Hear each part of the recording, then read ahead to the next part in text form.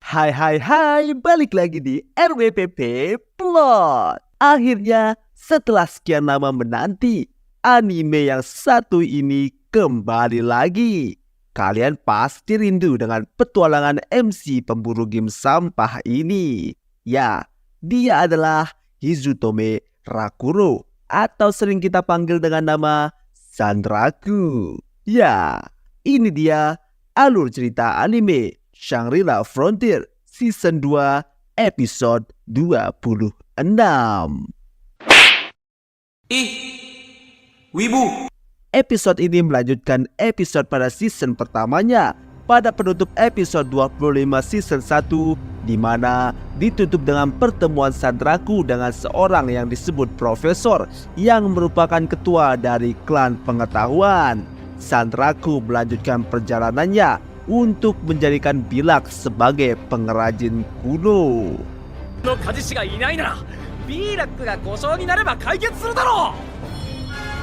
Akhirnya mereka sampai ke tempat bernama Tapak Tilas Kejayaan. Di sana Sanraku dan yang lain hanya melihat sisa-sisa kerangka kejayaan masa lalu.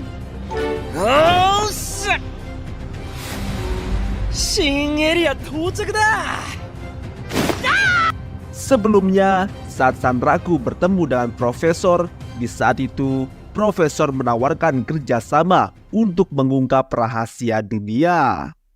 Saat Profesor mengirim permintaan pertemanan, awalnya Sanraku berpikir tidak ada salahnya bekerja sama, apalagi dia sangat ingin tahu bagaimana memicu skenario yang berhubungan dengan Laikagon, salah satu dari monster unik.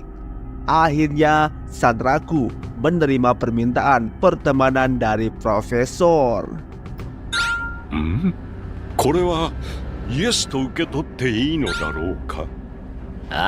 Sanraku lalu bilang jika untuk saat ini dia belum bisa membantu Profesor.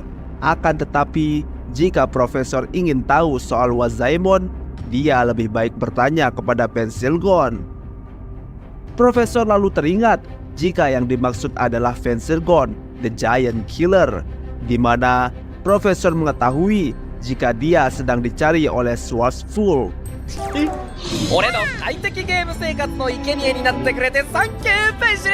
Kembali ke reruntuhan kejayaan, Sanraku dan yang lain sudah bersiap mencari apa yang mereka cari. Tapi sebelumnya, Bilak bilang mereka harus mewaspadai golem yang muncul. Baru saja berbicara, golem tiba-tiba muncul dari atas.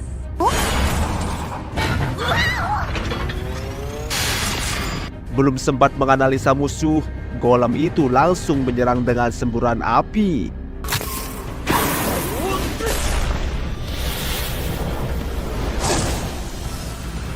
Saat Sanraku dan Emul akan membalas serangan itu, tiba-tiba Aramis lebih dulu mengeluarkan skillnya, Sword Fan Solo, Primal Slash.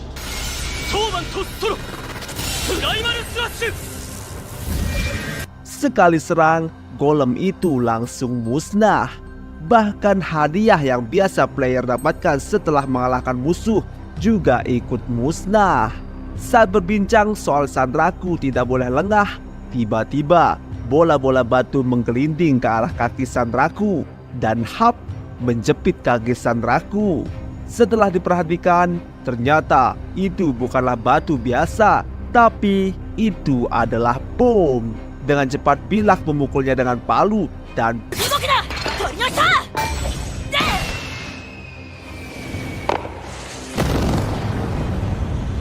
bomnya meledak. Ternyata golem kecil tadi bukanlah ancaman sebenarnya. Di belakang mereka sudah ada golem raksasa yang mengeluarkan golem kecil yang bisa meledak seperti tadi.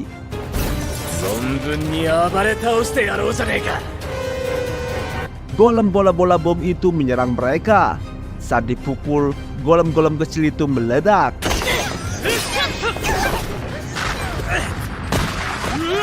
Satu-satunya cara mengalahkannya adalah menghancurkan golem besar yang terus mengeluarkan golem bom kecil. Tapi saat Sanraku memperhatikan, golem-golem kecil itu mulai berkumpul di sekitar Emul dan Aramis. Sanraku berpendapat itu karena Aramis yang berlevel tinggi dan Emul yang punya serangan jarak jauh dinilai sebagai ancaman yang harus disingkirkan.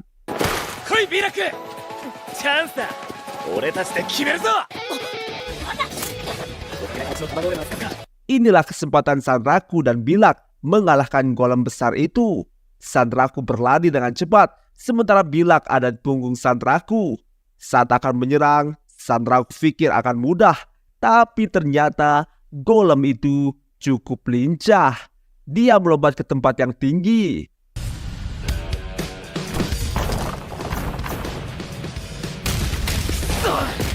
Tapi dari arah jauh, Aramis menggunakan skill Primal Slash-nya untuk menghancurkan pijakan dari golem besar itu.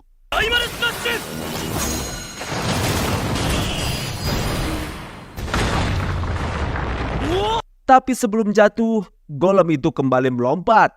Bilak sudah memprediksi jika golem itu tidak akan bisa melompat jauh. Lalu Bilak menyarankan Sanraku mencoba senjata barunya. Dan senjata yang dimaksud adalah pedang pancung yang didapat Sanraku saat berhadapan dengan Jenderal Dullahan. Kalau kalian masih ingat.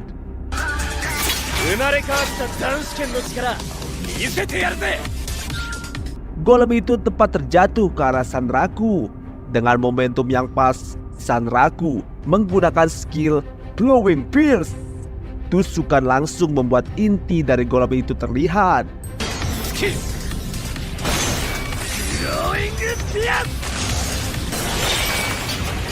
Sekarang giliran Bilak. Material Destroy.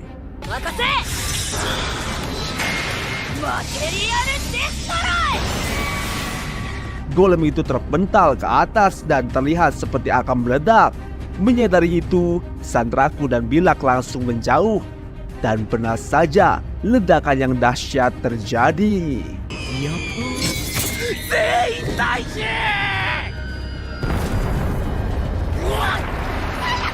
Setelah meledak, Sanraku mendapat item bernama Patung Tanah Ledak. Ini semacam granat yang bisa meledak jika terkena benturan keras. Saat melanjutkan perjalanan, kali ini golem berduri berhasil dikalahkan dengan pedang pancung Dullahan. Dan lagi-lagi Sanraku mendapatkan item, sebuah patung pemikat monster.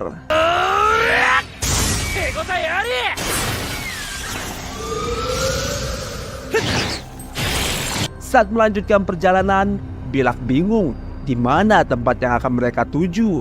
Sanraku berpendapat jika tempat itu pasti dekat karena banyak golem yang berjaga.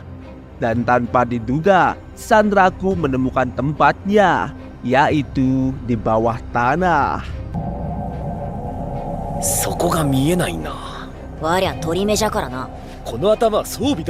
Sementara itu terlihat dari kejauhan, Sanraku dan yang lain sedang dipantau oleh dua orang. Dan ya, mereka adalah Pensilgon dan Okarun. Mereka terlihat kesal.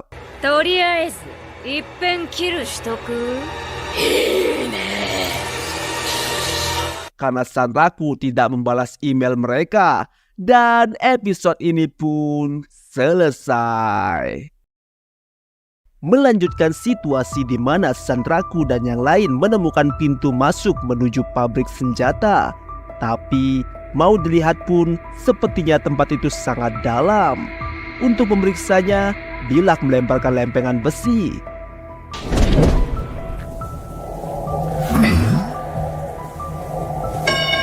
Dan benar saja, lubang itu lumayan dalam. Saat sedang mencari cara turun ke sana, Sanraku tak sadar jika Oikazo dan Pensilgon sudah di belakang dari tadi. Sanraku sekarang tidak bisa kabur lagi.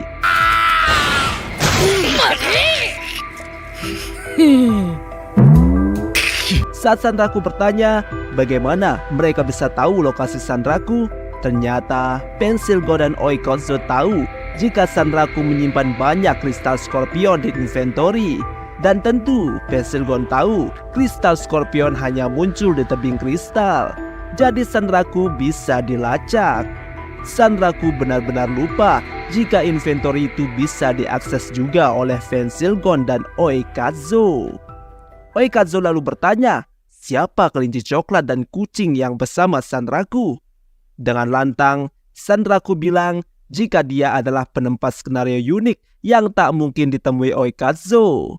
Mendengar itu, Oikazo benar-benar kesal karena hanya dirinya yang sampai saat ini belum menemukan skenario unik apapun.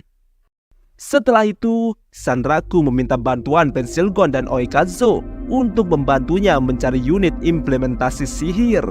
Dan yang dikorbankan untuk terjun pertama adalah Oikazo. Ya, mau tidak mau, Oikazo turun lebih dulu. Tatsu-kun, go!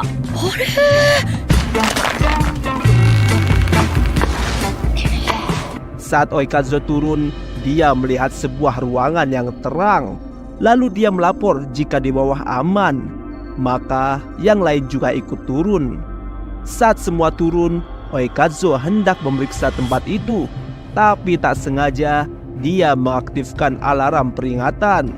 Lalu tiba-tiba muncullah golem 4 lengan yang sekilas mirip Wazaemon. Mereka harus mengalahkannya untuk bisa masuk ke dalam ruangan itu. Aramis selalu memberanikan diri untuk melakukan serangan pertama dengan skill Primal Slash.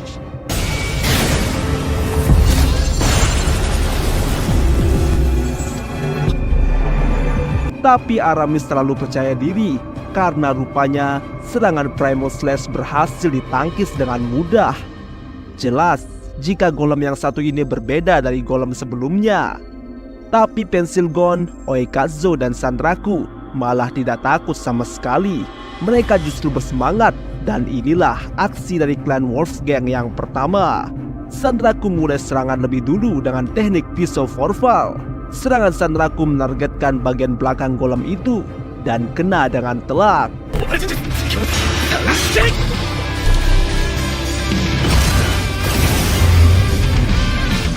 Sanraku lalu berlari di tembok. Golem itu menembak Sanraku dengan laser dari lengan belakangnya. Dengan kelincahannya, Sanraku bisa menghindar. Sementara dari depan sudah bersiap Oikazo dan Bilak untuk menyerang. Hantaman dari palu dan tinju berhasil ditangkis golem.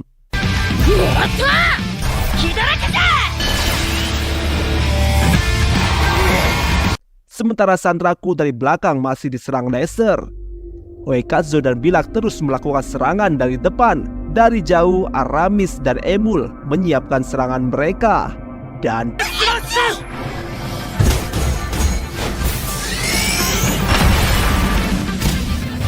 golem itu terkena serangan combo dengan telak, membuat armornya retak. Dan sekaranglah penyelesaian dari semuanya. Dan yang akan melakukannya adalah pensil Gon. Pensil Gon melempar tombaknya dan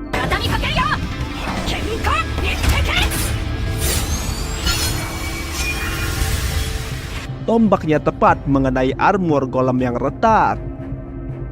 Di saat seperti ini, golem sudah tak bergerak. Saatnya Sanraku, Oikazo dan Bilak melakukan penyelesaian.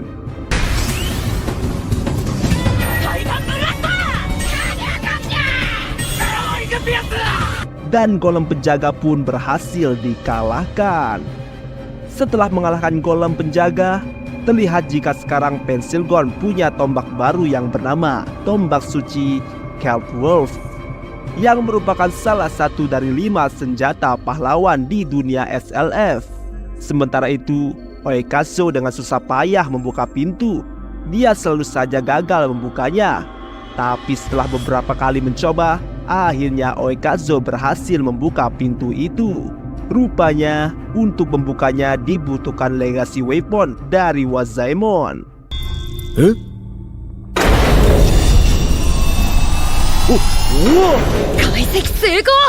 Setelah terbuka, rupanya di dalam terdapat sebuah lab. Agar lebih cepat, mereka semua berpencar untuk mencari implementasi sihir. Saat sedang mencari, Sanraku tak sengaja mengaktifkan sebuah hologram yang menunjukkan sesosok monster. Sanraku mengira jika ini adalah monster yang dilawan pada masa kemuliaan dulu. Mereka terus mencari sampai saat Emul menunjukkan sesuatu yang dia pakai di kepalanya. Emul meminta penilaian Sanraku bagaimana penampilannya memakai benda itu di kepalanya. Tapi Sanraku malah mengabaikannya. Emul yang kesal pergi ke tempat Bilak untuk menunjukkan benda yang dia temukan. Ternyata Bilak terkejut karena yang dipegang oleh Emul adalah yang mereka cari, yaitu unit implementasi sihir. Sanraku menjadi bersemangat dan berniat untuk segera kembali ke Rebituza. Tapi Oikazo dan Pensilgon menahan Sanraku agar tidak kabur karena urusan mereka belum selesai. 勢いで逃げようとしているのバレバレなのよ、三楽くん。 Di mana ternyata selama ini banyak yang ingin menemui Sanraku, dan itu membuat Oikazo dan Pensilgon kerepotan. Sanraku yang tak mau repot bilang dia harus melanjutkan skenario uniknya. Tapi Bilak bilang dia sudah tidak butuh Sanraku untuk saat ini. Jadi Sanraku tidak punya alasan untuk kabur. Selanjutnya mereka kembali ke Egghold untuk mengantar Bilak, Emul dan Aramis ke Rebituza. Tapi Emul tidak kembali karena Pensilgon dan Oikazo punya tugas khusus untuk Emul. Saat Sanraku bertanya, tugas apa? Tiba-tiba muncul sekelompok orang di mana mereka berasal dari klan binatang buas.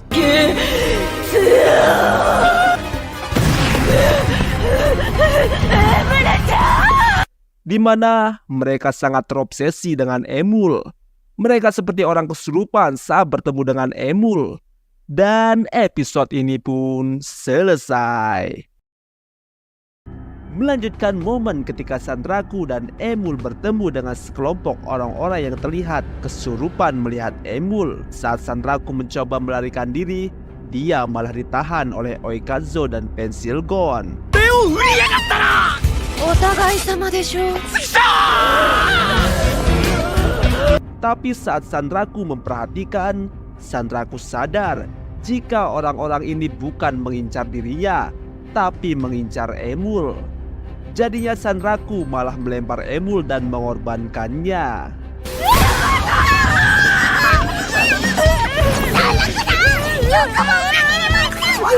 Baru selesai dengan kelompok SF Zoo, tiba-tiba datang klan Schwarzwolf, di mana ada Psyche 100, termasuk Psyche Zero juga. サイガゼロ。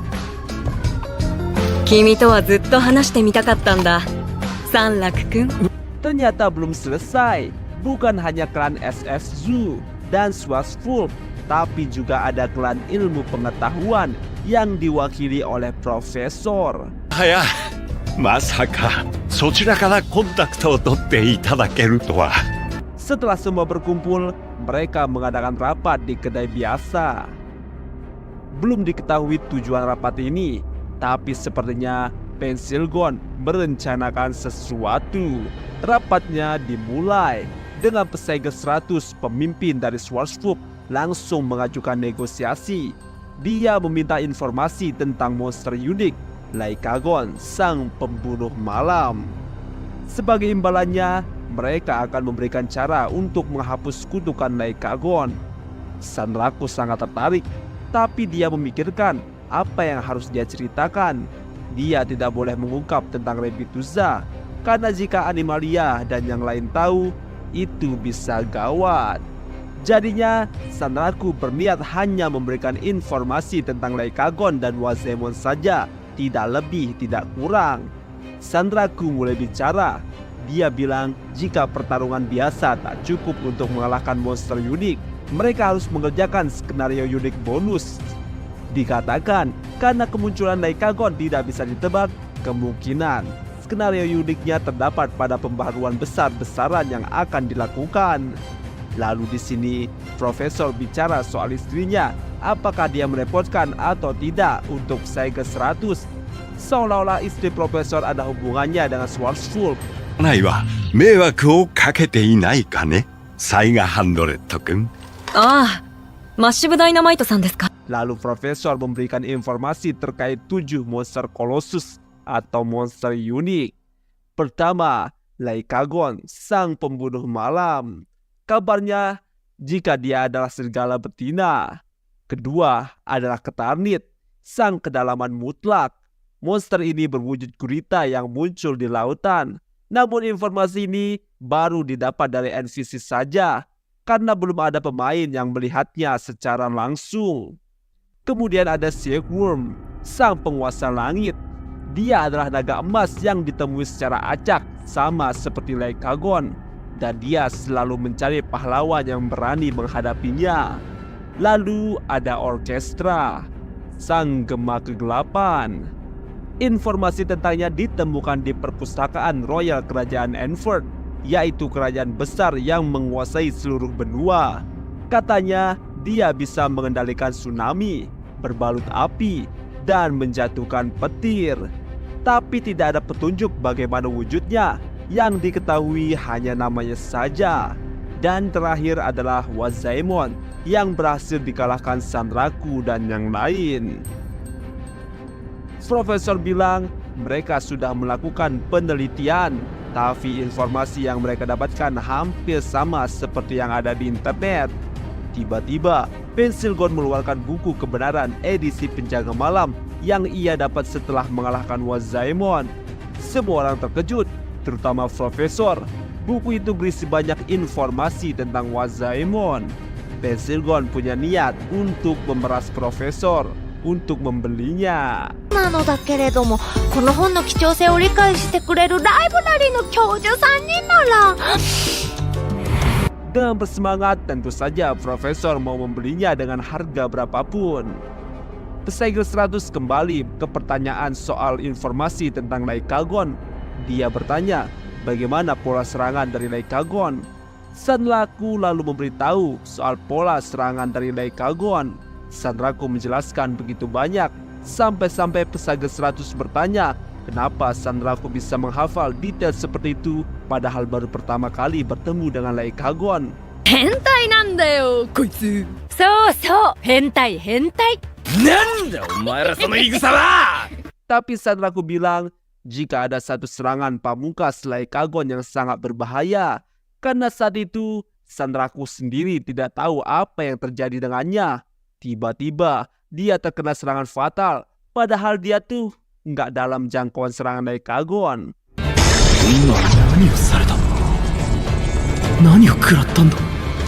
Setelah memberikan informasi tentang Lycagon, pesaing 100 melanjutkan.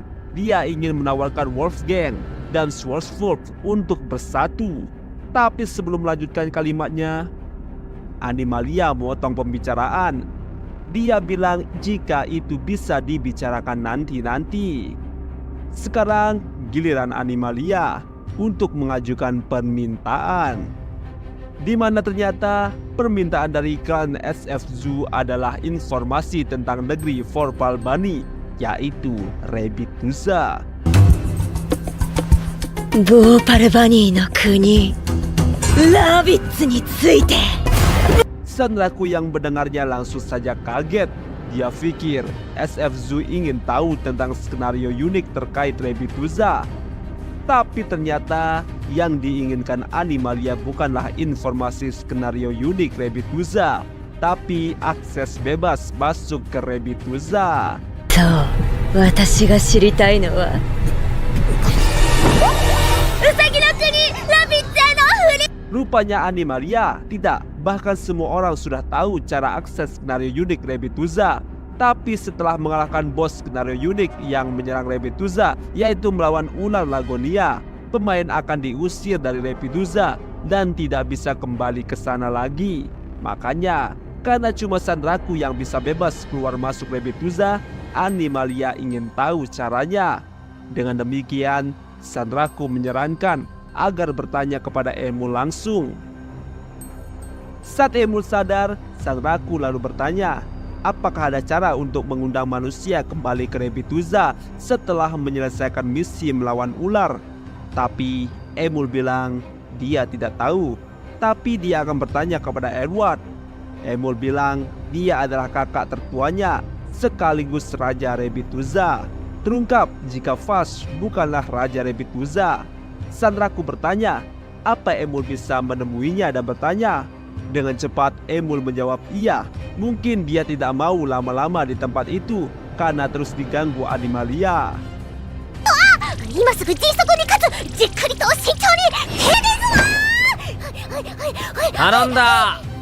Jadi untuk sementara Animalia harus bersabar untuk mendapatkan jawaban dari Emul. Sementara itu Profesor mau tidak mau harus membayar 100 juta untuk buku tentang Wazaemon kepada Pensilgon. Nah, sekarang tinggal Wolfgang yang meminta permintaan. Diwakili Pensilgon sebagai ketua, dia meminta untuk membentuk aliansi klan. Dan episode ini selesai. Melanjutkan permintaan Pensilgon untuk membuat aliansi klan. Sesaat semua terdiam. Tapi Animalia mengatakan dia tidak keberatan dengan itu. Profesor juga mengatakan hal yang sama. Begitupun dengan Schwarzfurt, karena sejak awal memang itu yang diinginkan oleh Psycho 100. フズーの打診はまだ途中だけど。私も断る理由。いいだろう、ペンシルゴン。ここはお前に乗る。 Akhirnya pertemuan itu selesai. Di sini Oikazo mengeluh capek karena wajah Sanraku. Oikazo berpendapat jika Sanraku terlalu mudah memberikan informasi, apalagi Sanraku sampai memberitahu pola serangan dari Daikagon. Menurut Oikazo, sebagai seorang pro player, informasi pola gerakan lawan dalam game realistis virtual seperti ini memiliki nilai yang cukup besar, apalagi ini mengenai monster unik. Pensilgon juga mengakui jika Schwarzfurt mendapat keuntungan yang lebih. ボルフ・シュバルツには少し足元を見られたかもね。ライブラリはともかくとして、問題は SF ズ。 Yang Pensilgon khawatirkan adalah klan SF Zoo, karena mereka menganggap karakter game dan monster itu sama. Tak bisa dibayangkan apa yang akan terjadi ketika mereka bisa mengakses Rebituza. Pensilgon mengingatkan agar tetap menjaga rahasia Rebituza dari orang lain. それが私たち以外の手に渡るようなドジはしないでほしいんだよね。そのつもりだよ。 Pensilgon lalu mengatakan jika mereka sekarang punya 5 kartu as yang membuat mereka unggul dari klan yang lain. Pertama, karena mereka menjadi tim tercepat mengalahkan monster unik, mereka mendapatkan informasi tentang Bahamut. Kedua, mereka memiliki inventory dan semua legacy weapon di dalamnya. Ketiga, punya akses ke pengrajin kuno alias Bilak. Keempat, Sanraku punya akses ke Rebituza dan keberadaan Catseed. Kelima, mereka punya keunggulan besar dalam skenario unik bonus berikutnya. Dengan begini, mereka punya kekuatan untuk berada di antara klan-klan hebat. Akhirnya, mereka bertiga bubar untuk sementara waktu. Oikazo dan Pensilgon keluar dari game, sementara Sanraku berniat ke Rebituza. Tapi dia baru ingat jika Emul belum kembali. Jadi untuk ke Rebituza, dia harus mati dulu agar bisa respawn. よし、どうせあいつらに会うなら。 Jadi Sanraku berpikir untuk ke tempat kristal Scorpion dulu untuk panen material. Saat Sanraku tiba di sana, seperti biasa, dia dikejar banyak kristal Scorpion. ほらほら、ついてこい。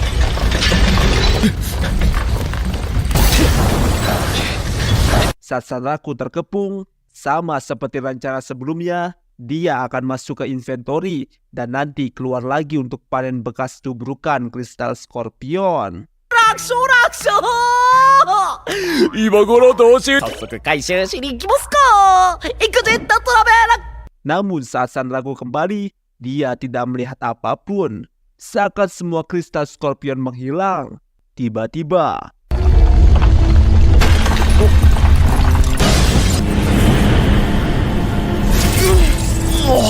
Sanraku kena serangan dari bawah, langsung membuat HP Sanraku habis. Sanraku bingung apa yang terjadi, sampai akhirnya dia sadar jika sekarang pola serangan kristal Scorpion sudah diupdate dan menjadi lebih pintar. 上の野郎、サイレント修正しやがったな。 Dan akhirnya Sanraku mati. Saat dia bangun di Rebituza, dia terlihat dongkol sekali. Di dunia nyata, saat Sanraku memeriksa, ternyata telah terjadi beberapa pembaharuan untuk beberapa monster. Sanraku merasa kesal karena dia kehilangan tambang emasnya. Saat dia kesal dan akan minum lagi, tak sengaja dia menjatuhkan kaleng minumannya, tapi berhasil ditangkap dengan sigap. おっと、危ねえ。セーフ。あ、重力。 Lalu dia kepikiran sesuatu. Ya, suatu cara untuk mengalahkan kristal Scorpion, yaitu menggunakan gravitasi. Tapi Rokuro pikir itu belum cukup karena dia butuh skill yang bagus. Dan akhirnya Sanraku menemukan skill Skywalker, yaitu evolusi dari skill Moonjumper. スカイウォーカー。このスキルがあれば奴らを倒せる。 Besoknya, saat Sanraku kembali ke Rebituza, dia bertemu dengan Emul dan menanyakan soal akses Rebituza. Emul bilang Edward sedang mempertimbangkannya. Emul juga bilang Bilak meminta Sanraku menemuinya. Tentu saja Sanraku bersemangat. Saat Sanraku menemui Bilak, Sanraku tak menyangka ternyata benda itu memang dipakai di kepala.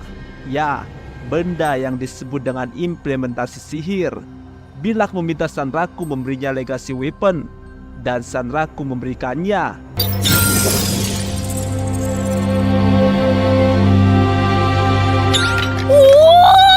Bilak bersemangat dan menyuruh Sanraku datang besok pagi karena Bilak akan menyelesaikan senjata baru.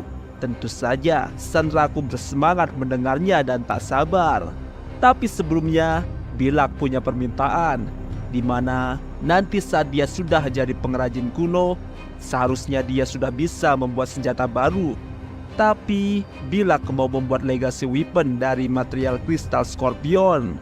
Tapi karena dia akan membuat senjata baru, pasti dia akan banyak gagal. Jadi Bilak akan butuh banyak material kristal Scorpion. Tapi Bilak yakin bisa membuat mahakarya berharga dari material itu.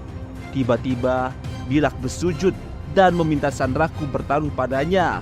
Melihat kesungguhan Bilak, Sanraku mengizinkan Bilak memakai material kristal Scorpion sesuka hatinya. 新しいことに挑戦するのにトライアンドエラーは当たり前だ。問題ねえよ。好きなだけ使ってくれ。 Bilak sangat senang dan akhirnya bertanya, Sanraku mau dibuatkan senjata apa? Karena Sanraku sudah punya 3 pedang kembar, jadi dia meminta senjata lain. Setelahnya, Sanraku dan Emul menemui Pets. Sanraku ingin menjual item yang dia dapat dari daerah Tapak Tilas Kejayaan.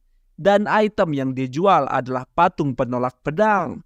Pits sangat senang, dia berani membayar mahal untuk item ini.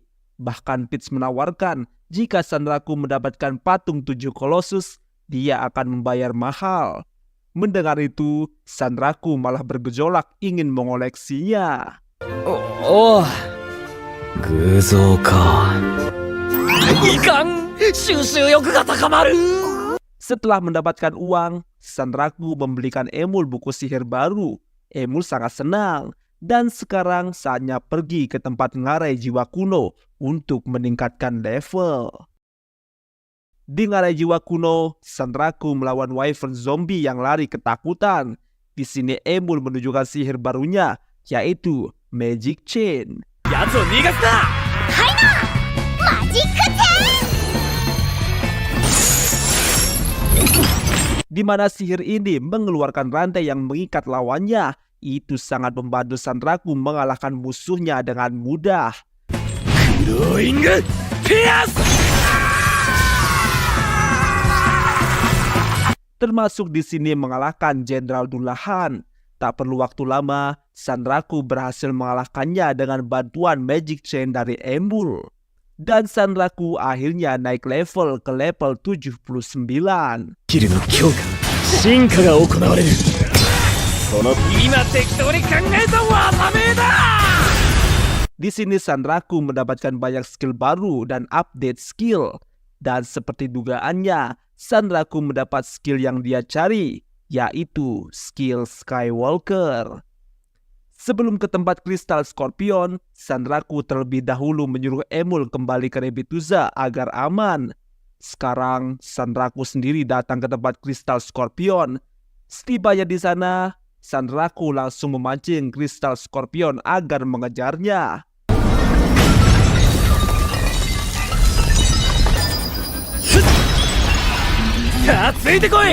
Lama-lama semakin banyak kristal Scorpion yang mengejar Sanraku, di mana sampai di sebuah tebing, Sanraku berencana menjatuhkan mereka semua.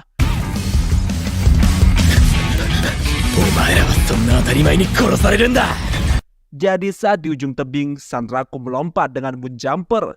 Saat kristal Scorpion coba berhenti, ternyata tidak bisa karena mereka saling dorong dan akhirnya terjatuh.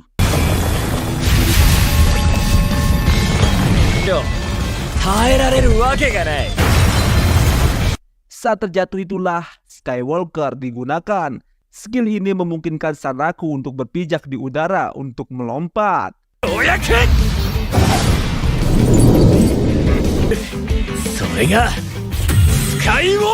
Saat Sanraku meraih tebing dan bergelantungan, dia melihat semua kristal Scorpion itu terjatuh. Dan episode ini pun selesai.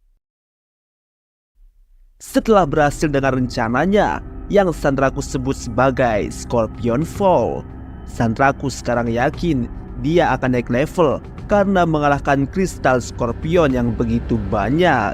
Tapi ada yang aneh, karena tidak ada kenaikan level. Sanraku berpikir kenaikan level terjadi ketika pertarungan sudah selesai. Ini artinya pertarungannya belum selesai. Lalu tiba-tiba muncul kristal Scorpion. Sanraku yang tidak kaget berniat menjatuhkannya lagi. Akan tetapi ternyata kristal Scorpion itu bukanlah ingin menyerang, tapi justru kristal Scorpion itu sedang diserang oleh kristal Scorpion emas.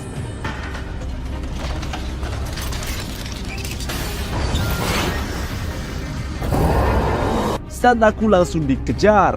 Terjadilah kejar-kejaran antara Sanraku dan kristal Scorpion emas. Tapi karena tidak bisa lari, Sanraku memutuskan untuk menghadapi kristal Scorpion emas.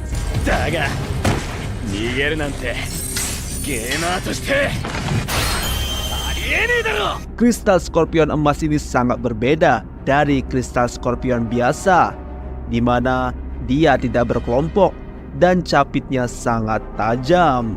Sanraku terus melancarkan serangannya, tapi tubuh kristal Scorpion emas terlalu kuat untuk ditembus.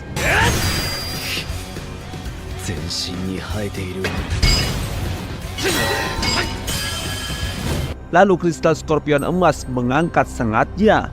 Tanpa diduga, dari sengatnya kristal Scorpion emas menembakkan racun. Sanraku bisa menghindarinya walaupun sedikit kaget.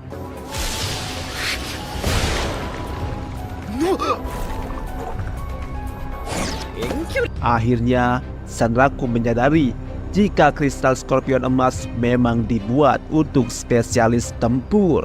Bisa serangan jarak dekat ataupun jauh. Serangan Sanraku masih belum mempan sampai Sanraku terpojok. Lalu dia melihat kristal Scorpion emas akan menembakkan racun lagi.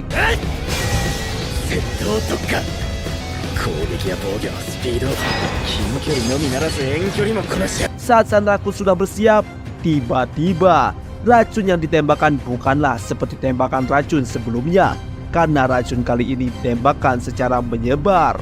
Jadi mustahil untuk Sanraku menghindarinya.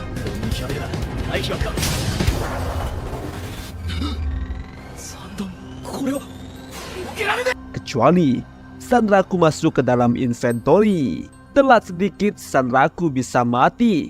Saat ini Sanraku cuma bisa mengakses inventory sekitar 6 kali lagi. Jadi dia tidak boleh sembarangan keluar masuk. Saat keluar inventory, Sanraku kembali berduel dengan kristal Scorpion emas. Rencana Sanraku kali ini adalah melumpuhkan sengatnya.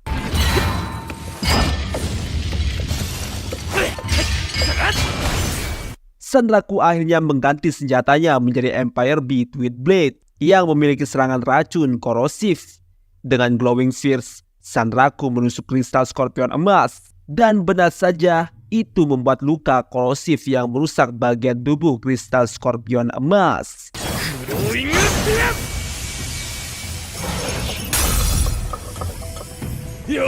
Tiba-tiba, kristal skorpion emas mundur lalu mengangkat capitnya. Dan gak disangka, kristal skorpion emas melakukan regenerasi.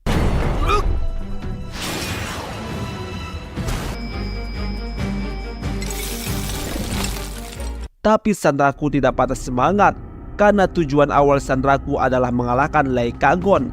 Jadi dia tidak akan kalah dari musuh yang tidak berkaitan dengan skenario unik seperti kristal skorpion emas.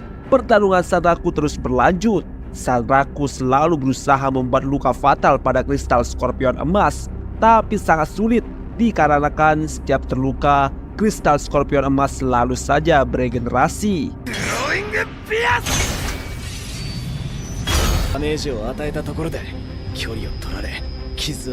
Sanraku menduga jika kristal skorpion emas beregenerasi dengan cara memanfaatkan cahaya bulan. Di saat Sanraku mencoba melukai kristal skorpion emas dengan pedang Empire B, tak disangka Empire B akan hancur. Ditambah lagi, Sanraku saat ini hanya bisa masuk ke inventory 2 kali saja. Sanraku kembali menggunakan pedang bulan kembar. Lalu dengan skill bulan bidang tirta, berhasil membuat kristal skorpion emas teralihkan.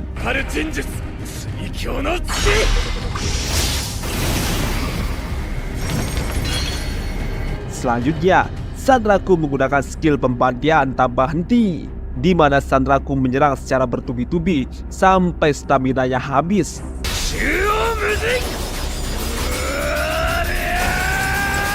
Ini untuk menghalau regenerasi dari kristal skorpion emas. Tapi kristal skorpion emas tidak diam saja. Dia menyemburkan racun secara menebar. Tapi Sanraku langsung masuk ke inventoria.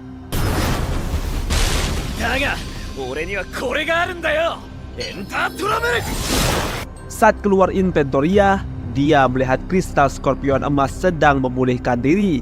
Kesal melihat itu, Sanraku mengganti senjatanya menjadi pedang rawa, lalu melemparnya tepat mengenai luka kristal skorpion emas.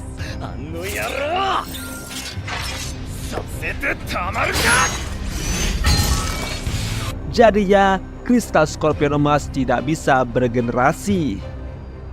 Dengan lompatan 7 perahu, Sanraku melompat tinggi dan dikombo dengan skill Hand of Fortune. Dan Sanraku mengincar pedang rawa yang tertancap, membuat itu semakin dalam menancap.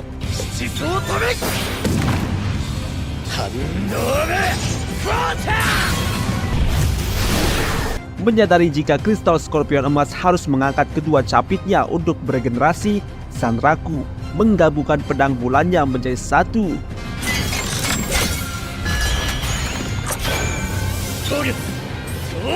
Sanraku lalu mengincar sengat kristal skorpion emas dan berhasil. Sengat itu berhasil terputus.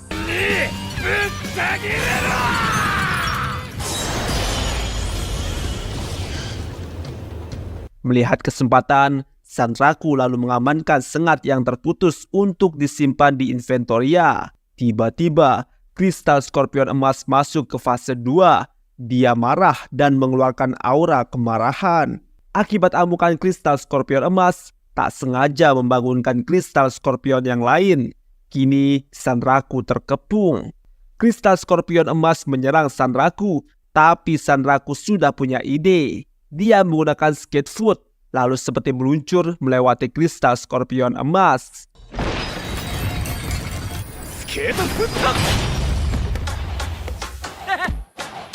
Entah apa rencana Sanraku, tapi saat kejar-kejaran dengan kristal skorpion emas, dia malah memancing kristal skorpion yang lain untuk mengejarnya.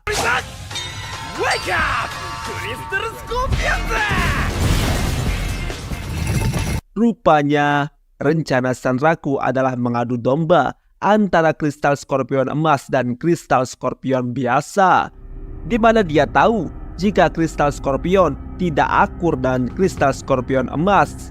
Sanraku lalu membuat kristal skorpion emas menjadi buta dengan menyerang matanya.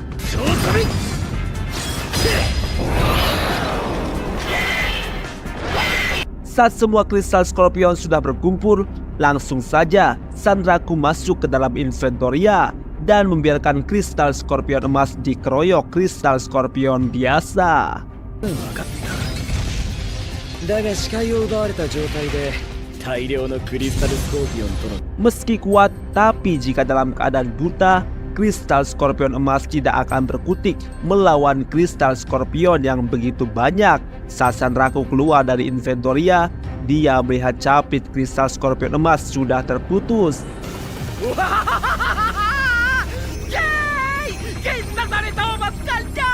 Tapi di luar dugaan, kristal skorpion emas masih hidup, walau dalam keadaan terluka parah dengan satu capit saja. Untungnya, Sanraku masih bisa menghindar dengan serangan dadakan dari kristal skorpion emas. Mau tidak mau, Sanraku harus menghadapinya.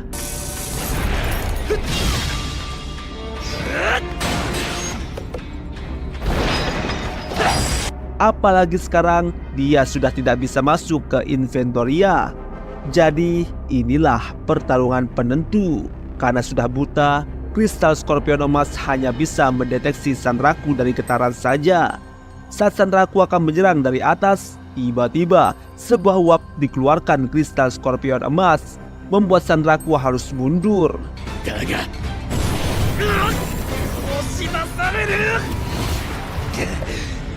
Tak kehabisan ide, Sanraku menggunakan patung tanah ledak, di mana saat tarian patung tanah ledak berhenti, maka akan menimbulkan ledakan dari bawah.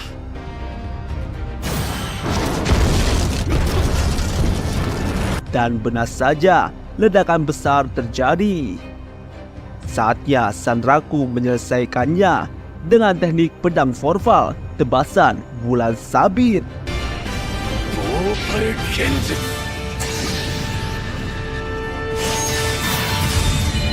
Capit kristal skorpion emas berhasil terpotong. Sekarang kristal skorpion emas sudah tak berdaya dan tak punya senjata. Saat Sanraku akan mengakhirinya, siapa sangka kristal skorpion emas masih bisa bergerak dan membuat senjata Sanraku terlempar. Saat ini Empire B tidak bisa digunakan, tapi Sanraku belum menyerah karena dia masih punya pedang rawa yang tertancap pada kristal skorpion emas. Dengan belati rawa yang tertancap, Sanraku meraih pedang itu menggunakan Glowing Fierce.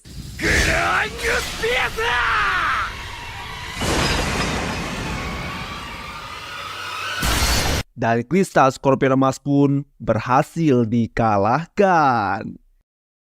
Dan siapa sangka setelah mengalahkan kristal skorpion emas, level Sanraku naik drastis ke level 99. Dan episode ini selesai. Memperlihatkan pagi yang cerah di kota Egghold, di mana Sanraku semalam tidur dengan nyenyak setelah melawan Golden Scorpion. Pagi ini dia berniat ke Rebituza, di mana Emul sudah menunggunya. Di sini Emul merasakan aura Sanraku yang semakin kuat. また長いこと待たされるかと思ってましたわ。なんだか三楽さん、いつにも増してボーパル魂をメラメラ感じ。 Saat bertemu Bilak, alangkah terkejutnya Bilak saat tahu Sanraku membawa material Golden Scorpion. Lebih terkejutnya lagi ketika Sanraku menunjukkan semua yang dia dapatkan saat melawan Golden Scorpion. Salah satunya adalah kristal jiwa Golden Scorpion.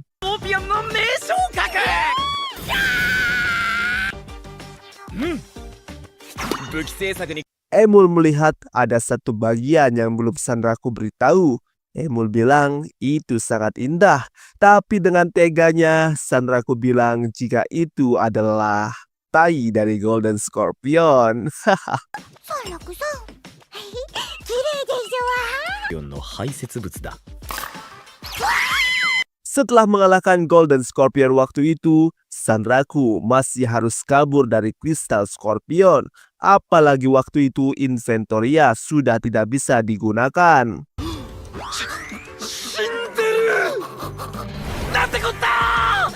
Bilak lalu memberitahu hal bagus, di mana sekarang dia sudah menjadi pengrajin kuno dan dia sudah berhasil memperbaiki reaktor Aether non-standar yang kemarin rusak. この通りじゃ。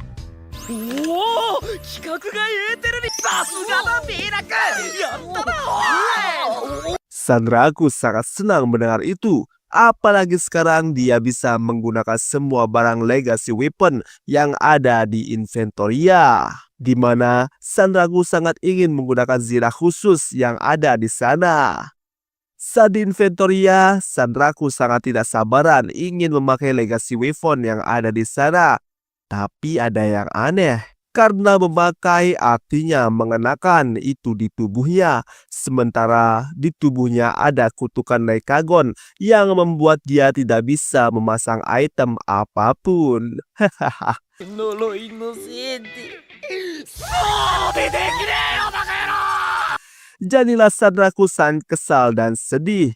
Apalagi nanti bisa-bisa Oikazo dan Pensilgon yang tidak melakukan apapun, yang malah menggunakan semua legacy weapon itu. Sanraku tidak rela. Jadi Sanraku memutuskan untuk sementara waktu akan menghilang dulu dari Shangri-La Frontier. 企画外エーテルリアクターがなければ奴らもレガシーウェポンには手を出せないって寸法だざまみろ Di dunia nyata, di depan rumah Rokuro, terlihat Priseiga melintas dan menatap rumah Rakuro. Tanpa dia sadari, anak-anak kecil di sana memperhatikannya. Saat sadar dia pun merasa kikuk dan buru-buru pergi.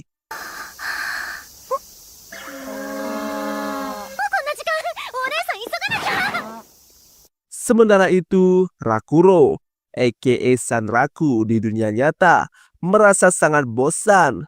Dia tidak tahu harus melakukan apa. Kebetulan di situ ada adiknya Rumi. Rakuro bertanya, bagaimana pendapatnya jika saat Rumi sudah menabung susah payah untuk membeli baju favorit, ternyata pas dibeli itu cuma baju bayi. Maksudnya di sini, bagaimana kalau susah payah berusaha, ternyata baju itu tidak bisa digunakan. 私だったら別のお気に入りの服でも着てさっさと忘れるかな。 Rumi menjawab, dia akan mencari baju favorit lain untuk dipakai. Mendengar jawaban Rumi, tiba-tiba Sanraku mendapatkan pencerahan dan sekarang dia punya rencana. その手があった参考になったぜ Di mana rencana Sanraku adalah bermain game lain. Kalau dia tidak bisa pakai zirah di Shangri-La Frontier, maka dia hanya perlu pindah game. Dan game yang dimaksud adalah Nephilim Hollow. Nephilim Hollow adalah game aksi robot di mana para pemain bertarung menggunakan unit modifikasi dari Nephilim yang merupakan entitas asing dari langit. Dan di game ini, Sanraku sudah punya robot yang bernama Kingfisher. Saat Sanraku sedang berpikir akan melakukan apa di Nephilim Hollow, tiba-tiba sebuah robot datang. Dia menyebut dirinya dengan nama Super Ball Man.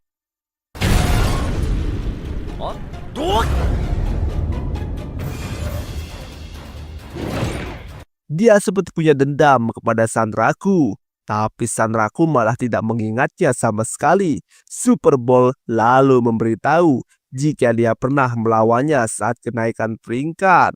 Super Ball menantang Sanraku berduel. Dengan senang hati, Sanraku meladeninya. Dan duel antara robot Kingfisher dan Bondok pun dimulai. Sanraku melesat terbang dengan kecepatan tinggi.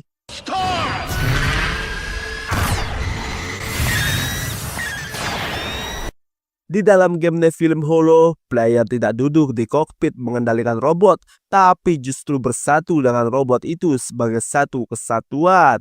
Robot Kingfisher sendiri Sanraku buat fokus untuk kecepatan. Akibatnya, energinya cuma bertahan 3 menit saja. なんてスピードだ。その結果あまりに機動力を特化させすぎたせいでエネルギーが3分 Pertarungan terus berlanjut. Sanraku selalu meleset dalam serangannya karena robot Sanraku memang sulit dikendalikan dengan kecepatan tinggi.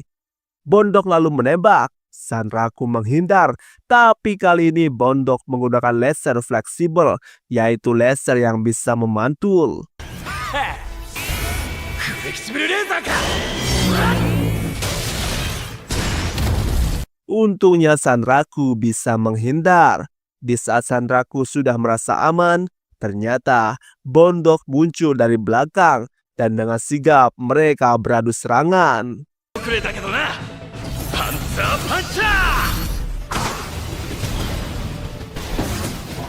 Akibatnya, laser fleksibel Bondok hancur, sementara sayap Sanraku juga hancur. Sekarang, Sanraku terperangkap dalam puing-puing tidak bisa bergerak lagi. Bondok yang melihat kesempatan lalu berniat menyelesaikan semuanya. Dia berlari, tapi sebuah tembakan muncul. Dengan mudah, Bondok menghindari tembakan itu. パンツァーパンチャーで吹き飛ばすだ。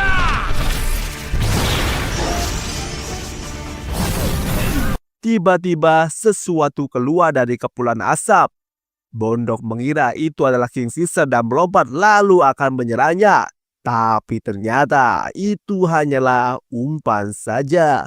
Kingfisher masih berada di bawah dan siap membidik Bondok. Dan 欲ってのは怖いね。楽。 dan Kingfisher pun menang.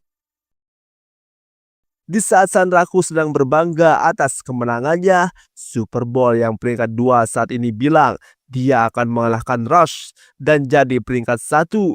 Sanraku lalu teringat jika nama dari peringkat 1 saat ini adalah Rush. Lalu tiba-tiba sebuah robot muncul. Si peringkat 1 muncul. Dia adalah Rush. Dan episode ini selesai. Dibuka dengan memperlihatkan kejadian saat Sanraku duel melawan Bowman. Rush si ranking 1 di Nephilim Hollow sedang merasa bosan karena tidak ada yang mampu mengalahkannya. Tapi tidak lama karena rekannya Mordo menghampirinya dan bilang jika Sanraku telah kembali. Tak mau berlama-lama, Rush langsung pergi ke tempat pertarungan Sanraku melawan Bowman. Karena dia akan menantang Sanraku. Kembali ke masa sekarang, di mana Rush bertanya kepada Sanraku, kenapa tiba-tiba dia menghilang setelah duel terakhir mereka. Sanraku bilang, dia telah menemukan game ampas yang lebih asik. Mendengar itu, Rush kesal karena alasan Sanraku yang sepele. Tanpa basa-basi, Rush langsung menantang Sanraku untuk berduel. Dan dengan senang hati, Sanraku mau menerimanya. Dimulailah duel antara Kingfisher versus sayap harmoni Kirmizi. ようやくこの時が来た。 Kingfisher vs. Kyokurenri. Duel time! Duel dimulai dengan saling berbalas serangan. Sayap harmoni menggunakan pedang dan Sanraku dengan senapan. Terlihat di awal pertarungan, Kingfisher terpojok. Karena sayap harmoni tidak hanya menggunakan pedang, tapi juga beberapa tembakan laser dan rudal.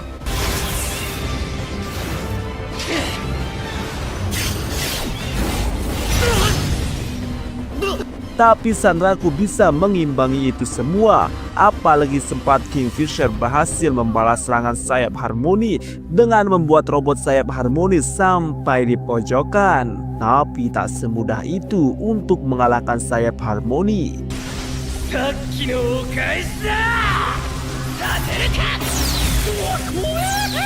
Kejar-kejaran terjadi sampai akhirnya Kingfisher menggunakan senjata pedang cybernya. Saat sayap harmoni mencari keberadaan Kingfisher, tiba-tiba Kingfisher muncul dari atas dan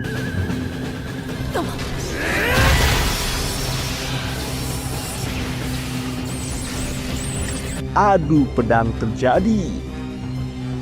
Dari tempat penonton, Ballman yang sebenarnya optimis bisa mengalahkan Rush mengakui jika memang hanya Sanraku yang paling memungkinkan untuk mengalahkan Rush.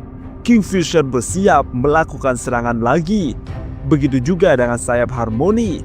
Kilat hitam keluar dari pedangnya dan yang terjadi adalah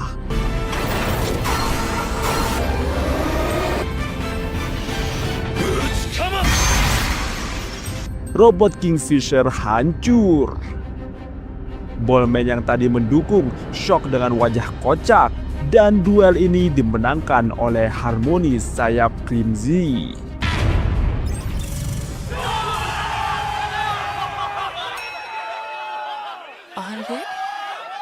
Bukannya senang karena menang, Rush justru kesal karena Sanraku bisa kalah dengan serangan sepele seperti itu. Sanraku lalu bilang jika dia belum beradaptasi setelah tidak main selama 3 bulan. Rush meminta tanding ulang. Bahkan dia menawarkan diri untuk menemani Sanraku berlatih. Tapi Sanraku menolak. 私でリハビリすればいいだろ。やだよ、お前絶対容赦なく破壊してくるもん。 Rush makin kesal sampai akhirnya Mordo datang untuk menenangkannya. Tapi Sanraku bilang jika dia akan merakit Nephilim baru dan besok akan menantang Rush berduel lagi. Rush lalu menyetujuinya dan pergi. 今日中にネフィリムを仕上げ、明日の朝再戦ってのはどうだ？いいだろう。 Sanraku bertanya kepada Ballman, kenapa Rush tidak mengganti robotnya? Karena robotnya masih sama seperti 3 bulan lalu. Ballman bilang jika Rush punya prinsip di mana dia tidak akan ganti robot sebelum dia dikalahkan. Artinya, Rush belum terkalahkan selama ini. Ballman menawarkan akan memberitahu rahasia kekuatan Rush asal Sanraku mau menerima tantangan Ballman. Diceritakan pada suatu ketika, dunia menyaksikan kemunculan raksasa pertama dari langit. Raksasa robot itu mengamuk dan menghancurkan ibu kota. Tapi setelah menghancurkan kota, dia meledakkan diri. 巨人が荒れ狂い首都を破壊し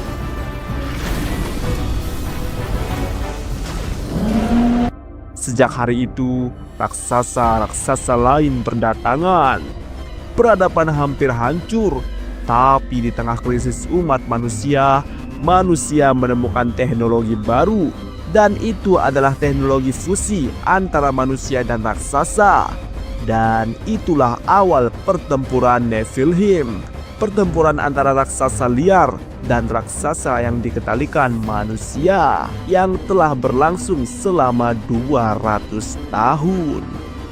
Saat ini Sanraku ditemani Ballman akan menangkap Nephilim liar.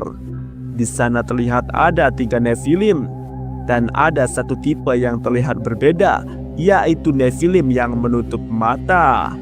Rupanya itu tipe Nephilim baru yang ditambahkan.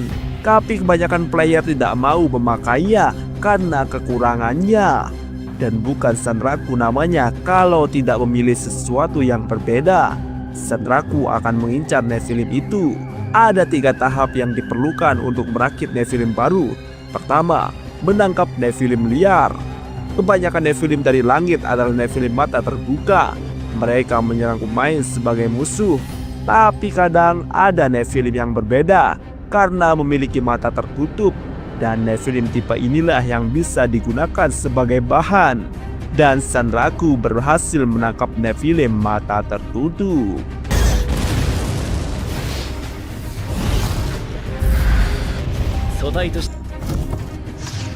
Tahap selanjutnya adalah memakaikan baju pada Nephilim telanjang yang ditangkap. Dengan kata lain, menambahkan zirah dan senjata. Bisa diperoleh di fasilitas khusus, pasar gelap, atau beli dari pemain lain. Ballman bertanya, apakah Sanraku sudah punya rencana mau dirakit model apa Nephilimnya? Sanraku bilang, itu tidak mudah karena dari segala aspek robot Rush lebih unggul daripada Kingfisher. Terlebih lagi ada Mordo yang bertindak sebagai pengamat yang akan memberikan informasi tentang pergerakan Sanraku kepada Rush. 思いついたぜ、対ルスト・ネフィリム。 Keesokan harinya, Tiba di mana semua pemain Nephilim Hollow sudah berkumpul dan tidak sabar menyaksikan duel dari Sanraku dan Rush. Rush dan Mordo sudah bersiap, sementara Sanraku belum menampakkan diri. Setelah menunggu, akhirnya Sanraku datang dengan robot barunya.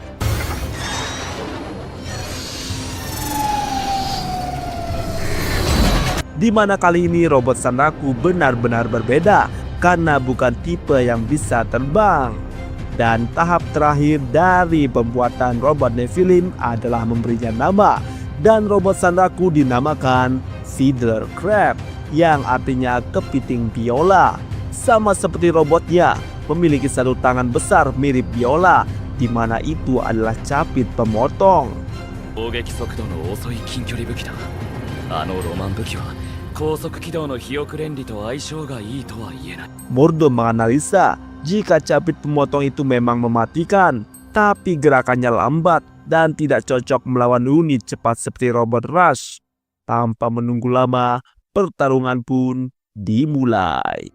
Serangan diawali oleh robot sayap Harmony dengan menembakkan rudal balistik, tapi Sanraku yang mode darat bisa menghindarinya dengan cukup lincah. Meski diborbardir, Sanraku bisa membalas serangan dengan tembakan Gatling gun.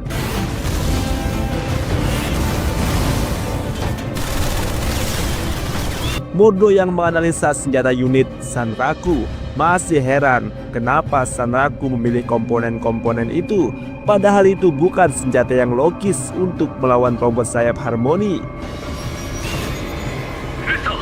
彼のあの頭部パーツは 分かってる。 Mordo lalu memberitahukan komponen yang ada pada kepala Fiddler Crab. Itu adalah komponen yang tidak umum digunakan, karena itu adalah komponen kamuflase optik. Komponen ini membuat unit menjadi transparan dalam beberapa detik. Tidak ada pemain yang menggunakannya karena punya kelemahan besar, yaitu kamuflase optik hanya bisa menyembunyikan bagian tubuh, tapi efek dari jet pendorong tidak bisa disembunyikan.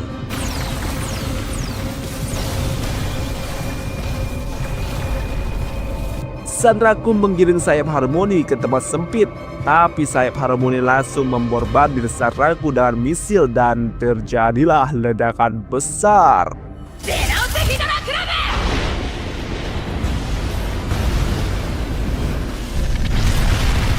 Tapi Mordo masih belum puas, karena Sanraku tidak mungkin luput memperkirakan hal sepele seperti ini. Tiba-tiba, capit besar muncul dan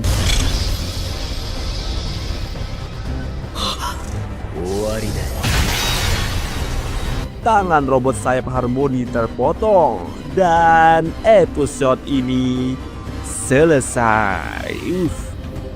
Melanjutkan situasi di mana Fiddler Crab muncul tiba-tiba di saat Rush belum siap. Terlambat, tangan sayap Harmony terpotong oleh capit Fiddler Crab. Rush bingung kenapa Fiddler Crab bisa mendekatinya yang ada di udara, padahal Fiddler Crab tidak punya sayap. Mordo menyadari jika jet pendorong yang digunakan Sanraku hanya tipuan, di mana sebenarnya Sanraku menyembunyikan kaki anti gravitasi Fiddler Crab. Setelah trik yang digunakan Sanraku ketahuan, Mordo meminta Rush menunggu di tempat yang tidak bisa dijangkau Sanraku. Tapi alih-alih mengikuti saran Mordo, Rush justru turun ke permukaan seakan-akan dia menantang Sanraku yang sudah menggunakan mode kamuflase.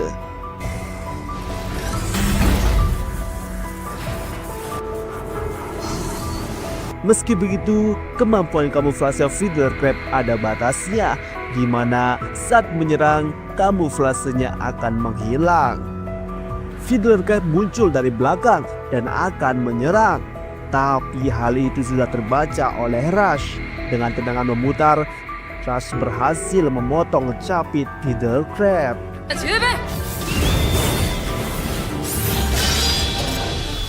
Tapi rupanya senjata Fiddler Crab bukan hanya capitnya, Sanraku mengeluarkan senjata kartu as yang ia simpan, yaitu tembakan jaring.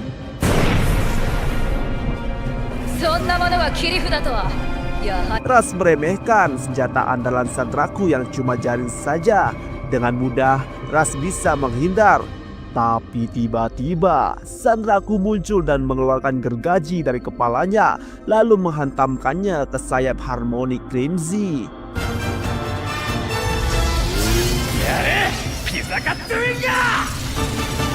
Kita dibawa kembali di mana Sanraku mengatakan kepada Super Bowl jika Sanraku harus memotong pendorong jet yang ada pada lengan sayap Harmony Crimson agar dia hanya bisa terbang ke satu arah saja.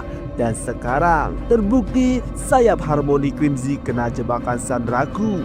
Dan sepertinya sekarang Fiddle Crab berhasil mengalahkan sayap Crimson Harmony.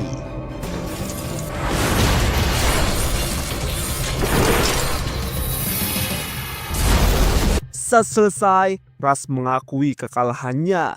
Tapi Ras bilang jika ini belum selesai. Tapi Sanraku mengatakan jika targetnya sudah tercapai, jadi dia akan kembali ke game utama. Tapi banyak player yang ingin Sanraku tetap bermain Nephilim Hollow. Bahkan yang paling tidak terima adalah Rush. よくない。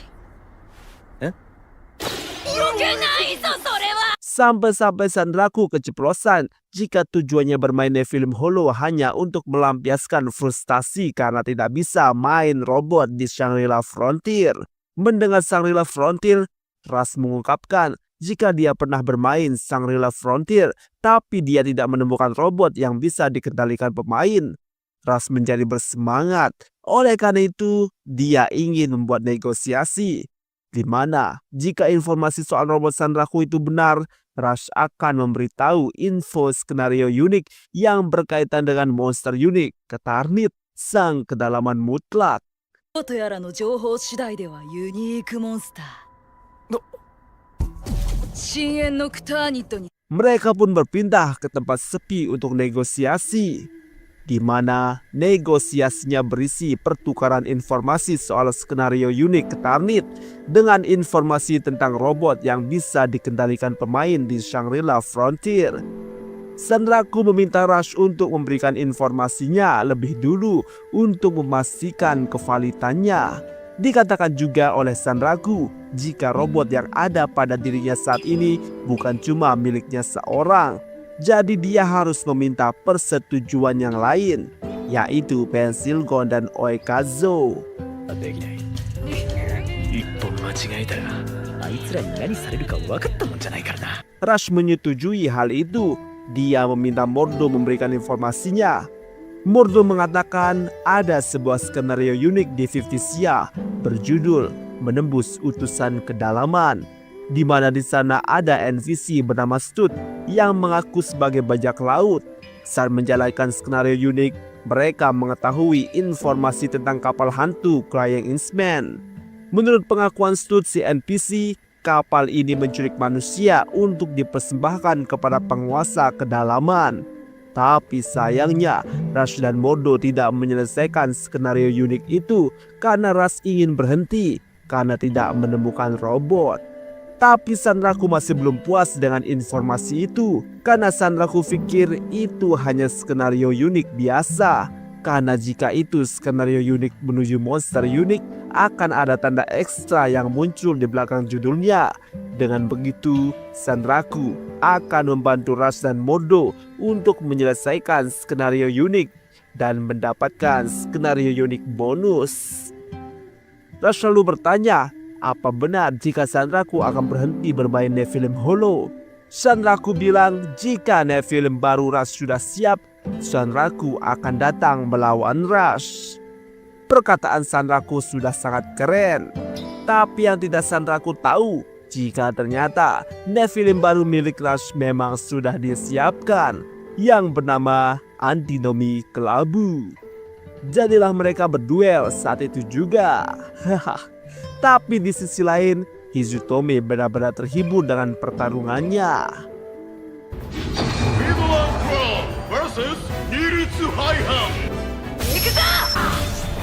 Di Rebituza, Emul sedang menanti kedatangan Sanraku. Dia merasa rindu dengan Sanraku. Tapi tiba-tiba seekor kelinci mendatangi Emul. Kelinci itu bernama Sekru, kakak dari Emul. Sekru bilang dia mencari Faz, tapi Emul sendiri tidak tahu Faz kemana. Emul bertanya, untuk apa Sekru bertemu ayah mereka? Sekru bilang dia bertemu dengan manusia cemerlang yang diakui oleh Raja Naga Emas Silkworm. Dan player itu bernama Akitsu Akane.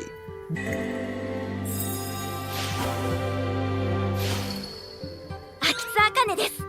Dan episode ini selesai. Sanraku sangat terkejut mendengar Emul bercerita tentang player lain yang masuk ke Rebituza, di mana player itu juga mempunyai tanda seperti Sanraku. Tapi bedanya, player ini mendapat tanda itu dari monster unik Silkworm. Sanraku tidak masalah pada player lain yang masuk ke Rebituza, tapi yang Sanraku takutkan adalah soal skenario unik bonus portal epic yang dia miliki juga bisa dimiliki orang lain. バルバニーニ、そのプレイヤーもたどり着いてしまう可能性が高い。まずい。 Apalagi soal skenario unik dunia kelinci tersebar di internet, maka keadaan semakin kacau. Dan player itu bernama Akitsu Akane. Kita panggil saja Akane. Sanraku bilang dia ingin menemui Akane, tapi Emul bilang dia sedang keluar sampai Faz kembali. Sementara Sekru hilang entah kemana. シークルお兄ちゃんもフラッといなくなるからわかんないですわ。 Tujuan Sanraku ingin bertemu dengan Akane dan Sekru adalah untuk mendapatkan informasi. Saat ini tujuan Sanraku adalah 50 Sia.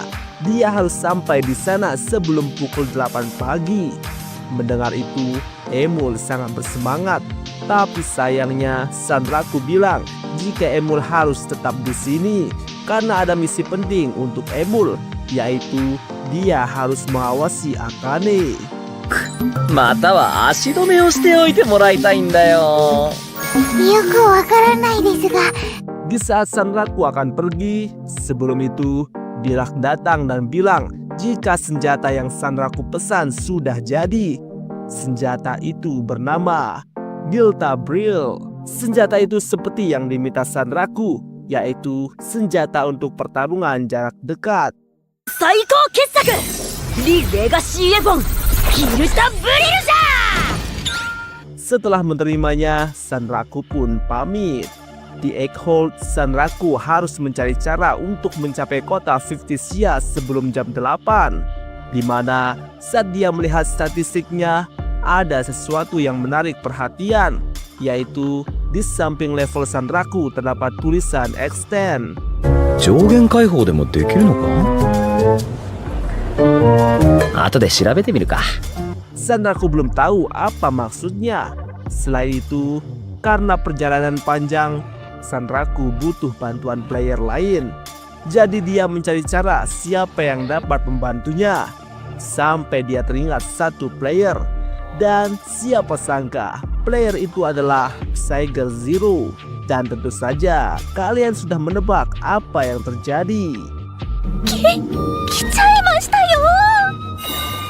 水溜くんから。 Di samping itu, Sanraku ingin mencoba senjata barunya. Tapi dia terkejut karena ada persyaratan yang harus dia penuhi, yaitu vitalitas sebanyak 300. Sanraku sangat kesal dengan itu. Tapi dia teringat jika dia punya perlengkapan yang punya bonus vitalitas, yaitu helm tempur tanduk, di mana dengan menggunakan helm itu akan memberikan bonus vitalitas sebanyak 500. めちゃ耐久力上がるじゃねえか。 Artinya Sanraku bisa menggunakan senjata barunya. Dan tak sampai di situ, kesenangan Sanraku bertambah karena setelahnya dia mendapat surat balasan dari Psyger Zero yang setuju untuk bergabung dengannya. Maka senanglah Sanraku. Mereka akan bertemu di Elementar. Tapi untuk itu Sanraku harus melewati tapak tilas kejayaan. Disinilah Sanraku bertekad mengalahkan bos tapak tilas kejayaan. Benar saja, di dalam perjalanan Sanraku menemukan tumpukan besi. Tapi itu bukanlah tumpukan besi biasa.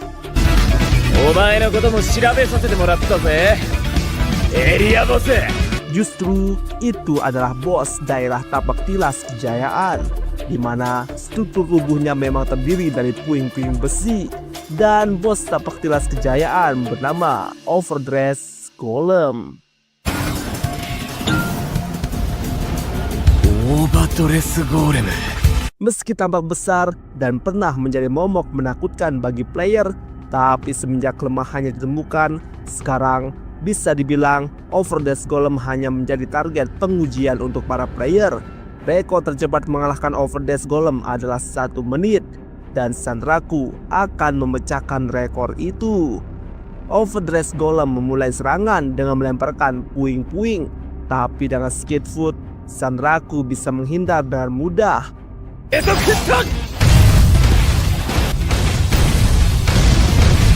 Dan Sanraku menunjukkan skill barunya yang bernama Cermin Pudar, di mana Sanraku menciptakan bayangan dirinya untuk menipu lawan dan mengalihkan perhatian.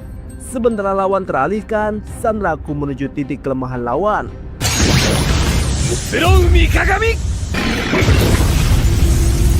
Selanjutnya, Sanraku menggunakan posisi Shanao, di mana lompatan Sanraku bisa diperkuat selama 30 detik.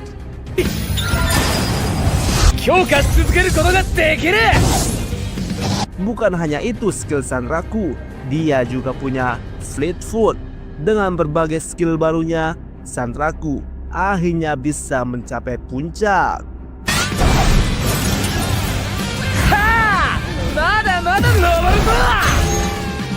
Dan disinilah tempat kelemahan Overdress, yaitu jika 2 tiang penyangga gear raksasa itu hancur, maka gear raksasa itu akan jatuh mengenai kepala Overdress Golem.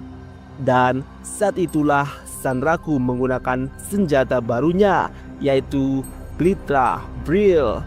Dan episode ini berakhir.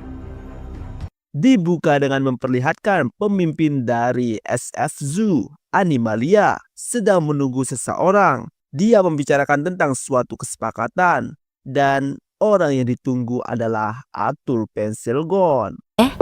来てくれたということは受け取っていいのかしら? Kembali ke pertarungan, Sanraku melawan Overdress Golem, di mana rencana Sanraku adalah menghancurkan tiang penjaga gear raksasa milik Overdress Golem menggunakan Glitra Brill. Serangan pertama dimulai, Hand of Fortune. Hand of Fortune! Kudakira! Satu tiang berhasil dihancurkan, tapi sayangnya sebelum itu skill posisi Shanao habis, yaitu skill untuk melompat tinggi. Alhasil Sanraku bisa diserang oleh Overdress Golem.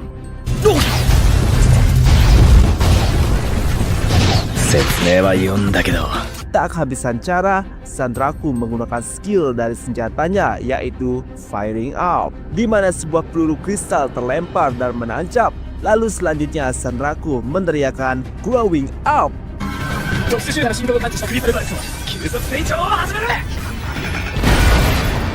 Dan kristal yang tadi menjadi besar membuat momentum lompatan untuk Sanraku berhasil sampai di dekat tiang terakhir. Sanraku langsung menyerang dengan bertubi-tubi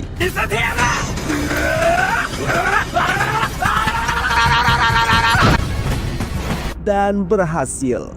Gear raksasa jatuh mengenai kepala Overdress Golem setelah 2 tiang penyangganya hancur. Dan Overdress Golem berhasil dikalahkan.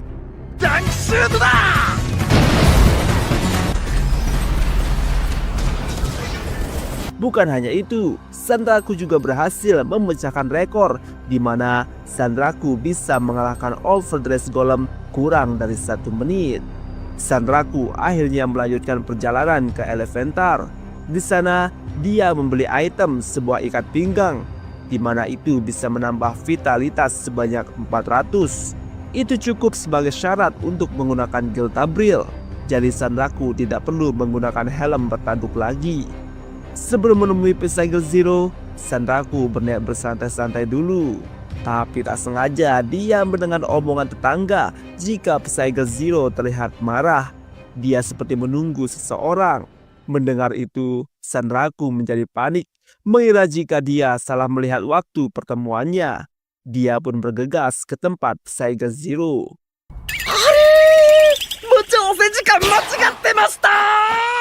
Sesampainya di tempat Psycho Zero, Sanraku langsung membungkuk meminta maaf. Tapi Psycho Zero menjelaskan dengan terbata-bata jika dia memang datang lebih awal.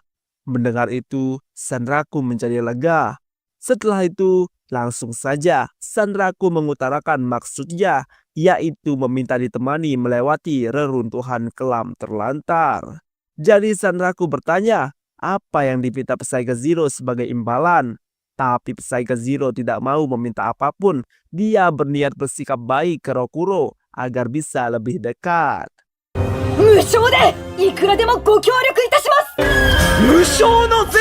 Akhirnya mereka sampai di reruntuhan kelam terlantar.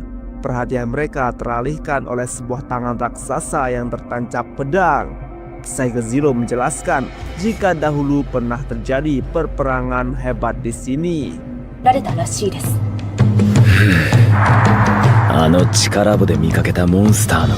Sanraku semakin penasaran tentang kebenaran dunia Shangri-La Frontier. Satu-satunya cara adalah skenario unik bonus ekstra. Jadi dia harus mengalahkan semua monster unik. Setelah berjalan tak lama, Psycho Zero tiba-tiba menanyakan apa yang akan Sanraku lakukan di 50 Sia. Apakah Sanraku ingin menemui seseorang? Sanraku tentu menjawab jujur, dia akan menemui 2 orang yang dia kenal dari game lain.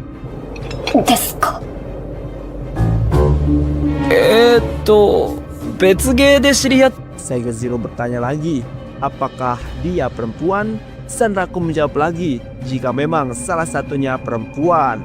Tapi mereka tak sadar ada monster yang mengincar mereka. Saat monster akan menyergap, refleks dari Psycho Zero benar-benar luar biasa. Dengan sekali tebas, monster itu dihabisi.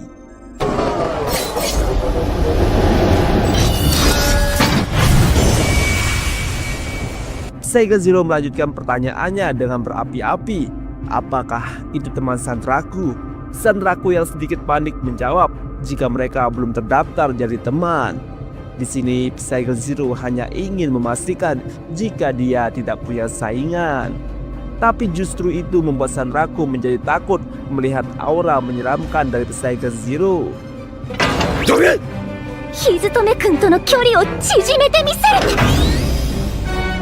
Sanraku dan Psycho Zero benar-benar menghabisi monster yang ada di area itu. Terutama Psycho Zero dengan serangannya yang hanya sekali tebas, monster pun mati.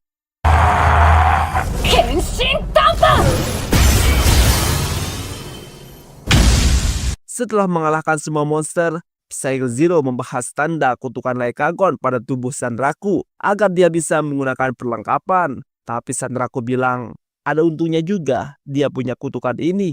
Tapi kalau bisa, Sanraku ingin kutukan yang ada di kaki yang dihilangkan. Sanraku teringat perkataan Segel 100, di mana untuk menghilangkan kutukannya, dia harus menemui karakter bernama Aristella.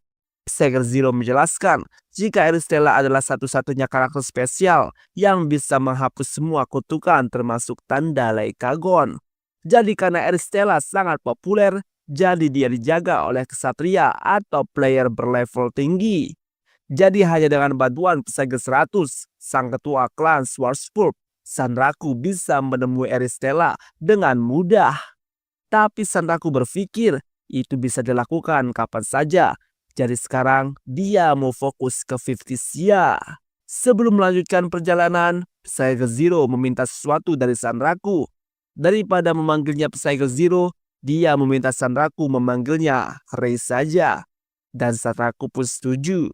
Tentu saja saat Sanraku memanggilnya dengan nama Rei, Psycho Zero jadi salah tingkah karena memang Rei adalah nama aslinya di dunia nyata.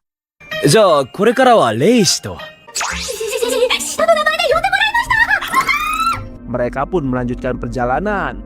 Psycho Zero bilang dia tahu jalan pintas. Tapi lama berjalan, sampai malam mereka tidak sampai-sampai di area bos. Rupanya Psycho Zero lupa jalannya dan mereka malah tersesat. いるのでご心配なく。それ1時間ぐらい前にも聞きましたが。 Sanraku yang sadar mereka tersesat tak mau mendesak Psycho Zero karena dia takut kena tebas. Tapi tiba-tiba sebuah kutukan sihir muncul. Psycho Zero bisa menghindar tepat waktu. Rupanya itu adalah perbuatan Animalia. Bukan hanya itu, dia juga membawa serta pasukan seperti akan bertempur. Ya.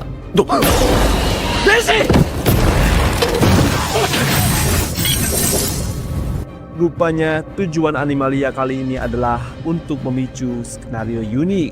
Sanraku terkejut. Ternyata Animalia mendapat info itu dari Pensilgon. Dia rela menjual informasi ke Animalia setelah semua hutangnya dilunasi. Di mana syarat skenario unik itu adalah mendaratkan 100 pukulan ke Leikagon. Tujuan Animalia cuma satu, dia ingin mengakses Rebituza sesuka hati.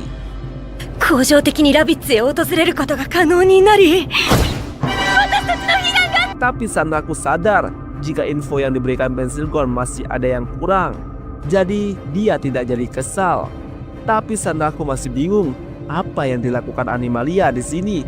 Padahal seharusnya mereka mencari Leikagon. Sampai akhirnya Sanraku tersadar jika SF Zoo sudah menemukan lokasi Leikagon. Dan benar saja, tak lama sang pembunuh malam muncul dari bayangan.